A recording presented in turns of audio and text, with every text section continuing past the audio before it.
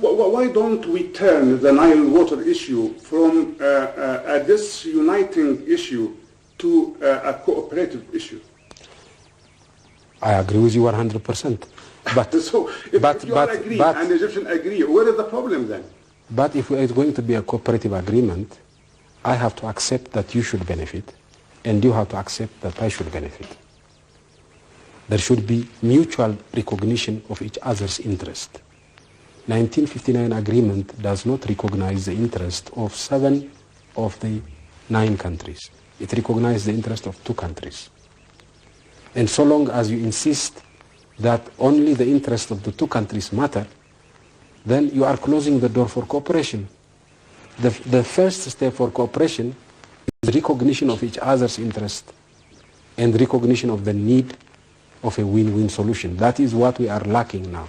Why don't we just stop talking about these treaties and start the cooperation? Let's do it the other way around. Do you accept this kind of idea?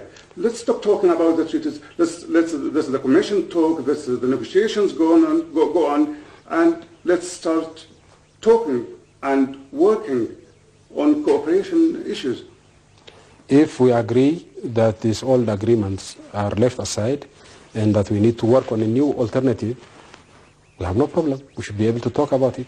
So what's your opinion or what's your vision about the initiative of this High Commission for the basin countries, which has been put on the table from Egyptian and the Sudanese? I have not heard about this proposal yet. It has been put, there is an Egyptian initiative from President Mubarak and President Bashir for a high commission for the basin countries to carry out the investment projects and development on the all people of the basin. You didn't hear about it? Well, the idea is not just about a high commission. The idea is about not discussing water utilization at all. Now, you can't promote cooperation by not discussing the issue of water utilization at all. We have to discuss it, but we have to set the treaties aside and we have to discuss it. My proposal to both President Bashir and President Mubarak was this. Okay, the upper riparian countries, the 7 countries have signed an agreement. In Europe, there is what they call variable geometry. Mm-hmm. Those countries that move 2 steps together, they move 2 steps together. Mm-hmm. Those countries that move 1 step together, they move 1 step together. So the 7 countries, if they move 2 steps together, let them move. The 7 countries and Egypt and Sudan together, if they can only move 1 step, let them discuss about this 1 step. Mm-hmm. So in the case of Egypt and Sudan, for example, Ethiopia, Egypt and Sudan have a 20-year plan for utilization of the Nile. We can discuss this and we can have an agreement on this and we can come back to the water issue at a later stage. Mm-hmm. But Egypt should not insist that the agreement between Uganda and Ethiopia should be erased. This is we have not insisted that the agreement between Sudan and Egypt should be erased. Mm-hmm. We have just said, let's discuss a new alternative. So, as far as the agreement between Ethiopia, Uganda, and the other 7 countries is concerned, it is here to stay. But this does not mean the end of negotiation between Ethiopia and Egypt and Sudan, or the 7 countries and Egypt and Sudan. They should negotiate, and they can agree on cooperative projects. At a later stage, maybe 10 years from now, 5 years from now, we can come back and discuss the division of the water.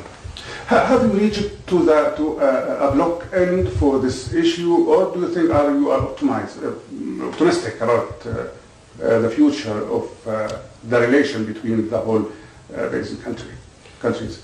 I told you, as far as Ethiopia and Egypt are concerned, there is no possibility of divorce. There's always some quarrel, but there is no possibility of divorce. Mm-hmm. So this is just one quarrel among many. Mm-hmm.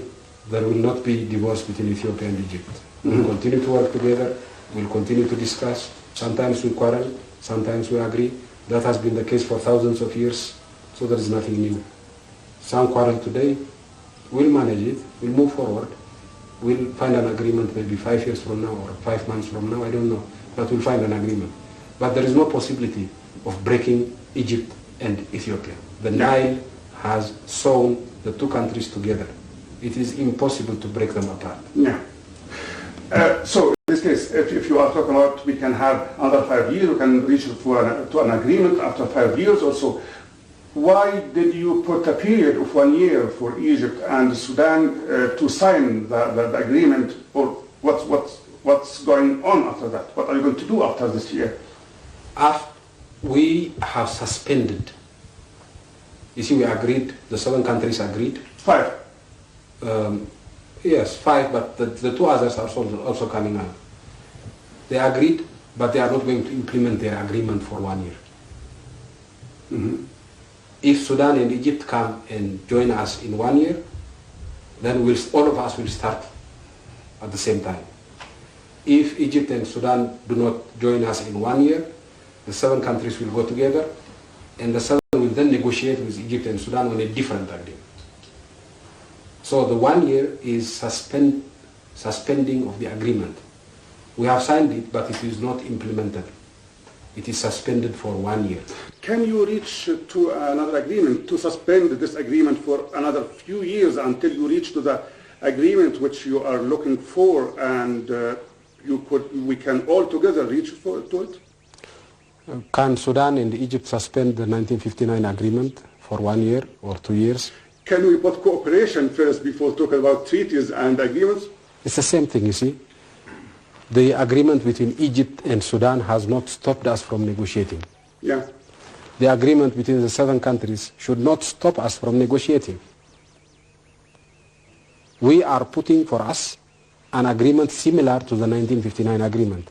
The only difference is the agreement we signed does not consider Sudan and Egypt as beggars of the Nile water. It considers them as stakeholders.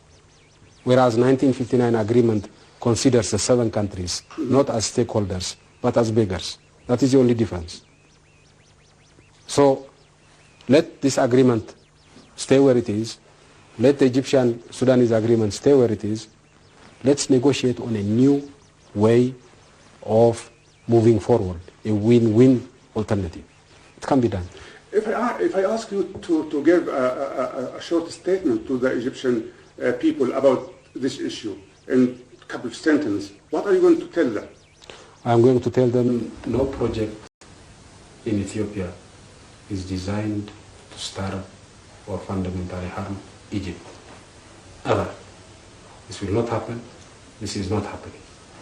Second, when some uninformed newspapers tell you that some dam is being built by this or that country in Ethiopia and you are going to starve, they are telling you absolute, total lies. Because the dams that are built in Ethiopia are also to your benefit. When some newspapers tell you that Ethiopians should go hungry for Egyptians to eat, they are telling you a lie. Egypt and Ethiopia can eat together on the basis of the Nile.